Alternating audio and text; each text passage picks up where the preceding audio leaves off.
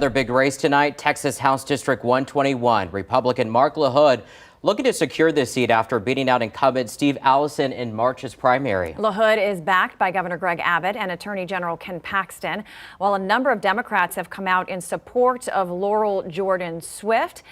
Here's where things stand at this hour. LaHood is leading Swift with 52% of the vote, Swift holding on to 48%. Now let's look at some congressional races in our area, and we begin with House District 28. Congressman Henry Cuellar, is hoping to keep his seat despite being indicted earlier this year. The numbers right now are not in his favor. Cuellar is accused of bribery, money laundering, and acting as an unregistered agent of a foreign government. He and his wife will face trial after the election. Tonight, Cuellar being challenged by Republican Jay Furman. Here are the results so far. Furman and Cuellar apparently 50-50. Furman had been ahead all night, but it seems that Cuellar has caught up a little bit with 50% to each candidate. Very interesting there in terms of that turnout. And for District 35, incumbent Greg Casad seeking a third term. Tonight, he is the projected winner of House District 35, leading Republican challenger Stephen Wright. There's the results right there. Greg Casad with 68% of the vote. Wright held on with about 32% of the vote. Meantime, all 218 seats of the U.S. House are up for grabs tonight. Currently, Republicans have control of the House. Tonight, the GOP with a lead over Democrats. 218 are needed for the majority. As for the U.S. Senate, 34 seats are up for election. Democrats currently have hold on the Senate majority. Right now, Republicans leading this race. 51, again, are needed for the majority.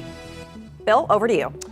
EC's more numbers for you. We started this show with numbers, and I've got more, and I can tell you 100% of the precincts are reporting on the following forecast. Outside tonight, here on the Hill, the winds are calm and the skies are clear. You can see the flags lying still, and with that kind of a setup, it's going to be a chilly night. Right now, 56. It is a really nice night with that dew point of only 51, light breeze under 10 miles per hour, and it'll stay calm through the evening, and this is why it'll get chilly down to 50 tonight in Helotes, pair of 4s at Bernie, 43 out at Bandera, 51 at Randolph. Seguin should get down to about 55. You can see 50 for Castroville and Hondo out to our west. I think 52 here in the city and Lackland Air Force Base. Randolph, 51. Timberwood Park probably down to 50. Today, the perfect fall day as we climb to 75 on the nose. And the rain gauge. Now, this is what's interesting. This inch and 65 hundredths is pretty much what we got last night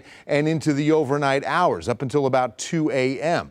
It was in that 2-hour period we had half an inch, but prior to that we had about an inch and a tenth. So it all adds up to about a little more than an inch and a half. But here's the top 5 rain getters in last night's storms. Blanco, almost 5 1/4. Bandera, almost 5. Johnson City, more than 3. Canyon Lake, more than 3. Bulverde, almost 2.5 inches. In and around the city and metro, San Geronimo, more than 3. Hill Country Village, about 3. Helotes, more than 2.5. Gray Forest, more than 2.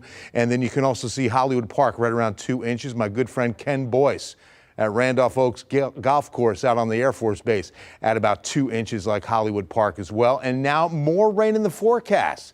Let's fast forward and watch the clouds roll in quick by Thursday morning. Scattered areas of light rain to get Thursday started. So tomorrow's fabulous, but then the clouds return quickly on Thursday.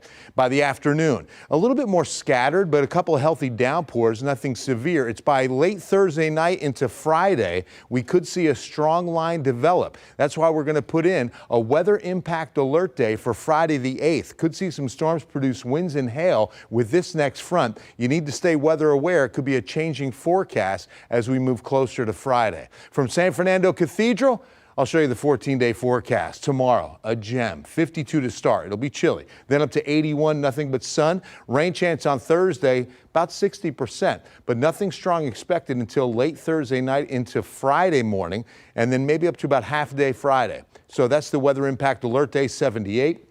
Behind that front, it sets up a gorgeous weekend on the 9th and 10th. It is Veterans Day Monday, dropping the rain chance there, moving into Tuesday the 12th, and you'll also see a rain chance into Wednesday the 13th. Now, the second weekend on our 14-day forecast looking pretty good, too. Lots of sun and highs right around 80 degrees. We've got more election results on the other side of the break.